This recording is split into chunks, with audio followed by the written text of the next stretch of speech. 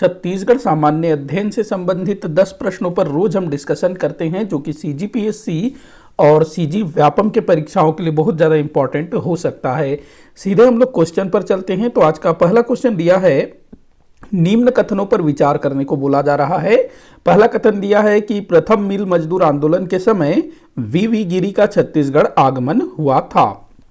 तो ये बिल्कुल सही है। पहला मजदूर आंदोलन जो कि वर्ष 1920 में हुआ था, राजनांदगांव रियासत में एक कपड़ा मिल हुआ करता था, बंगाल नागपुर कॉटन मिल, जिसको बोलते थे बीएनसी मिल, बंगाल नागपुर कॉटन मिल। तो यहाँ पर ठाकुर प्यारेलाल के नेतृत्व में मिल मजदूर आंदोलन हुआ, मजदूरों ने हड़ताल कर दी। तो वीवी गिरी आए थे प्रथम मजदूर आंदोलन में, 1920 में हुआ था। दूसरा दिया है, द्वितीय मिल मजदूर आंदोलन हिंसक हुआ था। द्वितीय मिल मजदूर आंदोलन हुआ था 1924 में, और इस बार जो है हिंसा भी हुआ था। जो पुलिस थी उसने गोलीबारी भी कर दी, तो हिंसा हुआ। तीसरा दिया है, तृतीय मिल मजदूर आंदोलन के बाद मिल को बंद कर दिया गया। तो तृतीय मिल मजदूर आंदोलन हुआ 1937 में, और इस बार जो है मिल को ही बंद कर दिया गया। तो यहाँ पर तीनों कथन सही हैं। तो आपका आंसर हो जाएगा उपरोक्त सभी कथन सही हैं। अगला क्वेश्चन दिया है, किस वर्ष कांगेर घाटी राष्ट्रीय उद्यान को जीवमंडल रिजर्व घोषित किया गया था? जीवमंडल इसका मतलब होता है बायोस्फीयर, बायोस्फीयर। अभी जो है हमारे छत्तीसगढ़ के अचानकमार अभ्यारण्य को बायोस्फीयर रिजर्व घोषित किया गया है, लेकिन जो कांगेर घाटी राष्ट्रीय उद्यान है उसको एशिया का पहला बायोस्फीयर रिजर्व अर्थात जीवमंडल रिजर्व घोषित किया गया था। तो कब किया गया था, किस वर्ष किया गया था? तो 1982 में। 1982 में कांगेर घाटी राष्ट्रीय उद्यान को जीवमंडल घोषित किया गया था, ध्यान रखना। लेकिन अभी जो है ना, कांगेर घाटी राष्ट्रीय उद्यान जीवमंडल नहीं है, ध्यान रखना, अभी नहीं है, लेकिन ये एशिया का पहला जीवमंडल था। अगला क्वेश्चन दिया है, लंका जलप्रपात किस जिले में स्थित है? तो ये भाई बीजापुर जिले में स्थित है लंका जलप्रपात। अगला क्वेश्चन है, बाबू रेवाराम के अनुसार किस कलचुरी शासक के शासन काल में छत्तीसगढ़ में कलचुरियों का विभाजन हुआ? तो देखो, बाबू रेवाराम ने ना कलचुरियों के पूरा इतिहास लिखा है। कलचुरियों का ना एक समय ऐसा था जब कलचुरियों के विषय में कोई भी जानकारी नहीं मिलती है। एक शासक हुआ प्रतापमल। प्रतापमल से लेकर के बाहर साय, जिसको बहारेंद्र साय भी बोला जाता है, इसके बीच का 200-300 साल का जो इतिहास है उसको कलचुरियों का अंधकार युग कहा जाता है, क्योंकि इस बीच का कोई भी साक्ष्य, कोई भी प्रमाण कलचुरियों के संदर्भ में नहीं मिलता है। लेकिन बाबू रेवाराम ने इस बीच का भी इतिहास लिखा है, और इसी बीच जो है जो कलचुरी हैं जो रतनपुर से शासन कर रहे थे वो विभाजित भी हो जाता है। तो बाबू रेवाराम के अनुसार वीर सिंह देव के शासनकाल में कलचुरियों का विभाजन हो जाता है, और वीर सिंह देव के छोटे भाई थे देवनाथ सिंह। देवनाथ सिंह को जो है रायपुर का क्षेत्र दे दिया जाता है, और देवनाथ सिंह वीर सिंह देव का भाई, इसने जो है रायपुर शाखा की स्थापना की थी बाबू रेवाराम के अनुसार। तो ध्यान रखेंगे, रतनपुर का शासक था वीर सिंह देव, जिसने अपने भाई को रायपुर वाला क्षेत्र दिया।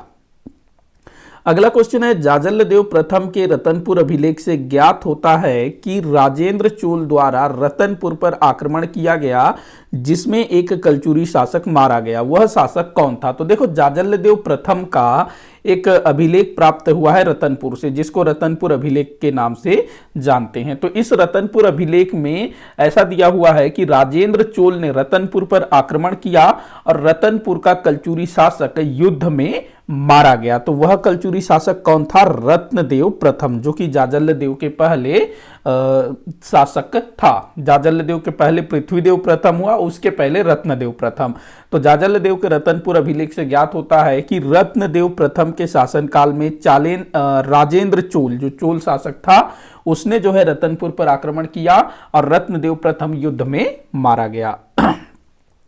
अगला क्वेश्चन है, किस क्षेत्र को प्राचीन समय में कोमोमंडल क्षेत्र के नाम से जाना जाता था? तो ये जो है ना कोमोमंडल, ये पेंड्रा रोड को कहा जाता था प्राचीन समय में, कोमोमंडल।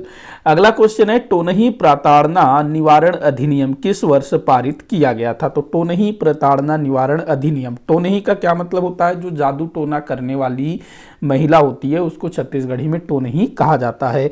तो यह अधिनियम आया था वर्ष 2005 में। इस अधिनियम के तहत किसी भी महिला पर अगर कोई टोनही का आरोप लगाता है, उसको प्रताड़ित करता है, तो उसको जो है सजा का प्रावधान है इस अधिनियम के तहत। तो टोनही प्रताड़ना निवारण अधिनियम वर्ष 2005। अगला क्वेश्चन है, इंद्रावती नदी की किस सहायक नदी का उद्गम स्थल राजनांदगांव जिला है? तो इंद्रावती नदी जो कि गोदावरी अपवाह तंत्र का हिस्सा है ये दंडकारण्य क्षेत्र में प्रवाहित होती है। इसकी एक सहायक नदी है कोटरी, जिसका उद्गम स्थल राजनांदगांव जिले में स्थित है। तो ये जो है राजनांदगांव जिले के दक्षिणी तहसील जो मोहला मानपुर तहसील है वहां से निकलती है, कांकेर में प्रवाहित होती है और फिर बाद में इंद्रावती में जाकर के मिलती है। तो कोटरी, इसको परलकोट नदी के नाम से भी जाना जाता है क्योंकि ये कांकेर के परलकोट क्षेत्र से भी प्रवाहित होती है। अगला क्वेश्चन है, छत्तीसगढ़ी के 3 महाकाव्यों के प्रणेता है।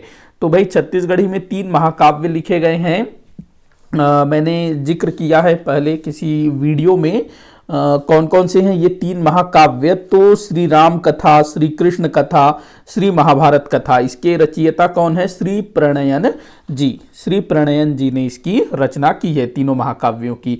ये सीजीपीएससी मेंस का क्वेश्चन है जिसको मैंने यहाँ शामिल किया है। अगला क्वेश्चन है, खैरागढ़ किन नदियों के संगम पर स्थित है? तो भाई ये जो है खैरागढ़ आभनेर, पिपरिया और मुस्का नदियों के संगम पर स्थित है। ये जो आभनेर है ये शिवनाथ नदी की सहायक नदी है और मुस्का पिपरिया आभनेर की सहायक नदी है। तो तीनों नदियों का संगम जो है खैरागढ़ पर होता है। अगला क्वेश्चन हम लोग देखते हैं, सॉरी माफी चाहूंगा, यहाँ क्वेश्चन खत्म होता है, मतलब आज का वीडियो जो है यहीं पर समाप्त होता है।